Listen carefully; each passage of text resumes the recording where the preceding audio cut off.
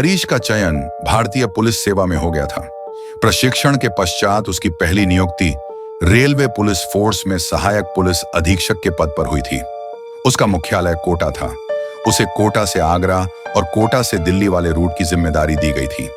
पहला दिन तो ड्यूटी ज्वाइन करने और दफ्तर घर की व्यवस्था करने में ही निकल गया था उसका। जब वह दूसरे दिन सुबह जगा और अखबार देखा तो एक समाचार पढ़कर वह आश्चर्यचकित रह गया। समाचार का शीर्षक था, भूतिया ट्रेन फिर लुटी, करोड़ों का माल पार, एक जवान लड़की भी गायब, भूतों का एक और कारनामा। वह कौतूहलवश सारा समाचार एक ही सांस में पढ़ गया।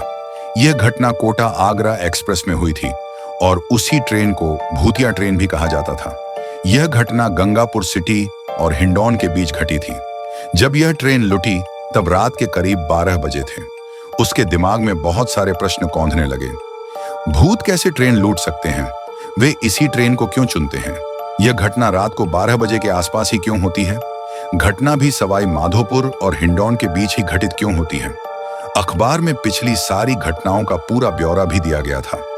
आज के इस वैज्ञानिक युग में ये भूत प्रेतों के द्वारा लूटपाट की घटनाएं कुछ हजम नहीं हो रही थी उसको। उसने बचपन में यह तो सुना था कि अगर किसी की असामयिक मृत्यु हो जाती है और उसकी आत्मा मोहवश धरती पर ही अटकी रहती है तो वह अपना बदला चुकाने के लिए भूत प्रेत बन जाती है, और जब उसका बदला पूरा हो जाता है तब वह मुक्त हो जाती है। मगर उसने कभी भूतों को लूटपाट और किसी जवान लड़की का अपहरण करते नहीं सुना था। ठीक 10 बजे वह ऑफिस पहुंच गया। वहां पर सब पुलिस वाले उसी घटना का जिक्र कर रहे थे और भूत प्रेतों का महिमा का मंडन भी कर रहे थे। थोड़ी देर में एसपी साहब आ गए। एसपी साहब ने हरीश को अपने चैम्बर में बुलवाया और कहा, आज का अखबार देखा तुमने? ये क्या मजाक बना रखा है इन अखबार वालों ने? कोई भूत भी लूटते हैं क्या ट्रेन? लोग भी पता नहीं कैसे कैसे अंधविश्वासी होते हैं। ट्रेन का नाम ही भूतिया ट्रेन रख दिया। तुम अभी जवान हो, बुद्धिमान हो, इस केस की तह तक जाओ और इसका भंडाफोड़ करो। बहुत हो गया ये भूत प्रेत वाला किस्सा। Yes sir. और हरीश ने एक कड़कता सैल्यूट मारा एसपी साहब को और वह अपने चैम्बर में आ गया। उसने अपने स्टाफ से पिछली सारी घटनाओं का ब्यौरा मांगा, पिछली सारी एफआईआर निकलवाई, उनकी जानकारी अपने लैपटॉप में संकलित की। सब में कॉमन बात थी कि भूतिया ट्रेन में यह घटना प्रथम श्रेणी के डिब्बे में ही घटित होती है। घटना का समय रात के 12 बजे के आसपास रहता था और घटना अधिकतर गंगापुर सिटी के आसपास घटी है। उसने उन घटनाओं वाले दिन उस डिब्बे में यात्रा कर रहे यात्रियों की जानकारी भी एकत्रित की। 5-7 दिनों में उसने ये सब जानकारी जुटा ली थी। भूतिया ट्रेन यद्यपि रोजाना कोटा से आगरा और आगरा से कोटा आती थी, मगर ऐसी घटनाएं लगभग 8-10 दिन के अंतराल पर होती थी। उसने एक प्लान तैयार किया और एसपी साहब को बताया। उसे अच्छे से युवा साहसी 20 जवानों की आवश्यकता थी। एसपी साहब ने आईजी साहब से अनुरोध करके जयपुर से 20 जवान बुलवा लिए थे। हरीश ने उन 20 जवानों को पहले इस मिशन के लिए तैयार किया। उसने कहा, मैं यह मानता हूं कि इस दुनिया में कोई भूत प्रेत नहीं होते। इंसान के दिमाग में ही भूत प्रेत रहते हैं और उसी के कारण वह आदमी डर के मारे आधा रह जाता है। इसीलिए यदि किसी के मन में इन भूत प्रेतों का कोई डर बसा हो और वह इस मिशन में काम नहीं करना चाहता हो तो वह बता सकता है। कोई जबरदस्ती नहीं है किसी के साथ। मुझे उत्साही और निडर जवान चाहिए। बोलो, सब तैयार हो? एक स्वर से आवाज आई, जी साहब जी। अब हरीश ने अपना प्लान उनको भली भांति समझा दिया। उस प्लान के अनुसार उसने उन जवानों से कहा कि हर वक्त तैयार रहना होगा। सामान की सूची मैंने तुम्हें दे दी है, उसे साथ रखना होगा और जैसा मैंने कहा है वैसा ही करना होगा। कोई शक? नहीं साहब जी। इस तरह हरीश ने जवानों को तैयार कर दिया। सामान की व्यवस्था एसपी साहब ने कर दी थी। अब सारी तैयारियां हो चुकी थीं। एक दिन हरीश ने एसपी साहब को बोला, सर, आज हमें मिशन भूतिया ट्रेन पर निकलना होगा। मैं आपसे कनेक्ट रहूंगा। अगर किसी हेल्प की आवश्यकता होगी तो आपको कष्ट दूंगा। Best of luck Harish. उम्मीद है कि आज तुम इस भूतिया ट्रेन के भूतों का पर्दा फाश करके ही लौटोगे। और एसपी साहब ने हरीश की पीठ थपथपाई।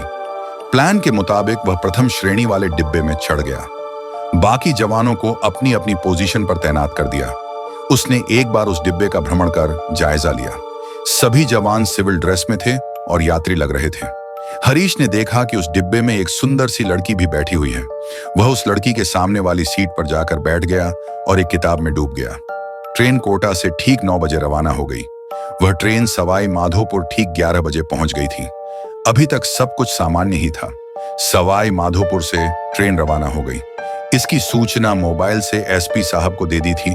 उसने और बता दिया था कि अभी तक सब कुछ ठीक ठाक चल रहा है। सामने की बर्थ पर बैठी वह लड़की अब तक सो चुकी थी। हरीश ने भी लाइट बंद करके सोने की एक्टिंग की। गंगापुर सिटी आने वाला था। अचानक डिब्बे में एक आदमी खड़ा हुआ और बाथरूम की ओर चला गया। थोड़ी देर बाद वह बाथरूम से वापस आ गया। हरीश ने यह सब बहुत बारीकी से देखा था। वह सतर्क हो गया था और सभी को सतर्क भी कर दिया था। वह जानता था कि अब एक झटके से यह ट्रेन रुकने वाली है। उसने अपना मोर्चा संभाल लिया। अचानक एक झटके के साथ ट्रेन रुक गई। हरीश ने देखा कि डिब्बे में सब यात्री बेहोश से सो रहे हैं। अचानक वह आदमी जो बाथरूम गया था उठा और सीधा दरवाजे की ओर बढ़ा। उसने जैसे ही दरवाजा खोलना चाहा, 2 जवानों ने उसे कसकर पकड़ लिया और उसके मुंह पर रुमाल रख दिया। हरीश ने ट्रेन के बाहर खिड़की से देखा कि कुछ सफेद वस्त्रधारी लोग जो भूत जैसे दिख रहे हैं ट्रेन के बाहर खड़े हैं। उनके सिर गायब हैं, केवल धड़ ही नजर आ रहे हैं। वे ट्रेन में घुसना चाह रहे हैं लेकिन दरवाजा बंद होने से घुस नहीं पा रहे हैं। भूत प्रेतों की सी आवाज आ रही थी जैसे कि राम से ब्रदर्स की फिल्मों में आती है। इतने में ट्रेन चल पड़ी। 1-2 भूत दरवाजे से लटक गए थे लेकिन दरवाजा नहीं खुलने से वे वहीं गिर पड़े थे। ट्रेन गंगापुर सिटी जा पहुंची। ट्रेन से उस आदमी को उतार लिया गया जो दरवाजा खोलने जा रहा था। स्टेशन पर ही एक कमरे में उसकी जबरदस्त धुनाई की गई। तब उसने अपनी भूतिया गैंग के बारे में सब कुछ बता दिया। फिर हरीश ने एक प्लान तुरंत तैयार किया और एक यंत्र उसकी जेब में डालकर उसे कह दिया कि वह अब अपने साथियों के पास जाए। उसके पीछे पीछे पूरी टीम अलग से चलने लगी। 4-5 किलोमीटर चलने के बाद वह एक गांव के बाहर एक खंडहर में चला गया। वहां पर 8-10 आदमी बैठे हुए शायद उसी का इंतजार कर रहे थे। हरीश ने उन सबको घेर लिया और गिरफ्तार कर लिया। 1-2 ने भागने की कोशिश की तो उनके पैर में गोली मार दी। 1-2 ने जवानों पर आक्रमण किया तो उनकी कनपटी पर पिस्तौल तान दी। अब सबने आत्मसमर्पण कर दिया था। एक बस जो कि पीछे पीछे आ रही थी में बैठाकर उनको पूरी सुरक्षा में कोटा लाया गया। आज भूतिया गैंग का पर्दाफाश हो गया था। दोपहर को 3 बजे प्रेस कॉन्फ्रेंस रखी गई थी। प्रेस कॉन्फ्रेंस में हरीश ने अपनी योजना का खुलासा करते हुए बताया, पहले दिन से ही जानता था कि कोई भूत प्रेत नहीं होते हैं। यह काम किसी शातिर अपराधी का है। वह लोगों के मन में भूत प्रेतों को लेकर बैठे डर का फायदा उठा रहा है। इस गैंग का मास्टरमाइंड सतीश मीणा है। यह एक पढ़ा लिखा युवक है जो जल्दी पैसा कमाने के चक्कर में भूतिया गैंग का सरगना बन गया। इस गैंग में लगभग 20-22 लोग हैं। 4-5 तो बस ट्रेन में ही सफर करते हैं। वे लोग डिब्बे की सारी जानकारी अपने बॉस को दे देते हैं। ये लोग जानते हैं कि प्रथम श्रेणी में यात्रा करने वाले लोग अक्सर पैसे वाले ही होते हैं, इसलिए उन्हें लूटने से ज्यादा धन दौलत मिलने की संभावना होती है। इसलिए इन्होंने प्रथम श्रेणी के डिब्बे को ही अपना केंद्र बिंदु बनाया था। एक बंदा उस डिब्बे में यात्री बनकर सफर करता था। अपने टारगेट स्थल से पहले वह बंदा बाथरूम जाने के बहाने से पूरे डिब्बे में बेहोशी वाली दवा स्प्रे कर देता था। इससे सब लोग बेहोश हो जाते थे। फिर वह आदमी चैन खींचकर गाड़ी रोकता था। इतने में एक आदमी ड्राइवर के आसपास क्लोरोफॉर्म छोड़ देता था जिससे ड्राइवर बेहोश हो जाता था। इसी प्रकार 1-2 आदमी गार्ड के डिब्बे के आसपास आकर यही काम करते थे और गार्ड को भी बेहोश कर देते थे। फिर 8-10 आदमी भूतों की तरह कपड़े पहनकर सिर पर कोई काला कपड़ा ओढ़कर ट्रेन के दोनों ओर चहलकदमी करते थे जिससे लगे कि वाकई में भूत घूम रहे हैं। उनके हाथों में एक टेप रिकॉर्डर होता था जिससे वे लोग राम से ब्रदर्स की भूतियां फिल्मों की आवाज सुनाकर भूत प्रेत होने का एहसास करवाते थे। सिर पर काला कपड़ा ओढ़ लेते थे जिससे दूर से ऐसा लगे कि यह बिना सिर का रुंड है। डिब्बे में बैठा इनका आदमी दरवाजा खोल देता था जिससे 5-7 आदमी डिब्बे में घुस जाते थे और लोगों के सूटकेस, पर्स, जेवर, नकदी लेकर छंपत हो जाते थे। ये लोग बड़े रंगीन मिजाज के हैं। अपनी हवस की पूर्ति के लिए ये लोग डिब्बे में सफर करने वाली सबसे सुंदर महिला को उठाकर ले जाते थे। जब तक कोई नई लड़की नहीं मिलती तब तक उसके साथ दुष्कर्म करते हैं, फिर किसी दलाल को बेच देते हैं। मैंने जब लूटपाट की घटनाओं की डिटेल निकलवाई और उस डिब्बे में यात्रा करने वालों का विश्लेषण किया तब मुझे 6 नाम संदिग्ध लगे थे। जब जब भूतिया ट्रेन में घटना घटी थी, इन 6 आदमियों में से कोई ना कोई एक आदमी उस ट्रेन में अवश्य यात्रा करता था उस दिन। इसीलिए मैंने इस ट्रेन की बुकिंग पर निगरानी रखनी शुरू कर दी थी। जैसे ही कल की सूची में इस आदमी का नाम शंकर देखा तो तुरंत मेरे समझ में आ गया था कि कल भूतिया ट्रेन के लुटने के पूरे पूरे चांस हैं। इसलिए मैंने अपनी टीम को अपने काम पर लगा दिया था। हम सब लोगों ने जो मास्क लगा रखा था उसमें हम लोग एंटी क्लोरोफॉर्म ड्रॉप बार बार डाल रहे थे, जिससे उस स्प्रे का असर हम पर नहीं हो। हमने प्लान के अनुसार उस आदमी को अपना काम करने दिया और जब वह दरवाजा खोलने लगा तो उसे दबोच लिया।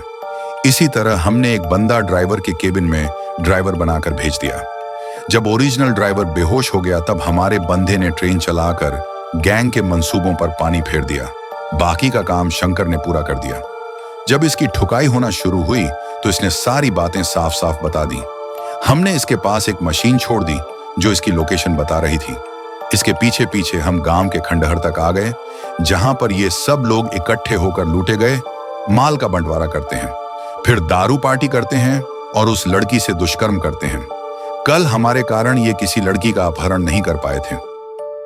हरीश की बुद्धिमानी, वीरता और साहस के सभी लोग कायल हो गए थे। एक पत्रकार खड़ा होकर कहने लगा, सर, आपने अद्भुत कार्य किया है। भूत प्रेतों के मिथक को तोड़ा है और भूतिया ट्रेन का पर्दाफाश कर सारे अपराधियों को सलाखों में डाल दिया है। आप बहुत बहुत बधाई के हकदार हैं। काश कि आप जैसे अधिकारी हर जगह हों। और एसपी साहब ने हरीश को मिशन भूतिया ट्रेन के सफल होने पर उसकी पीठ थपथपाकर उसके कार्यों की सराहना की।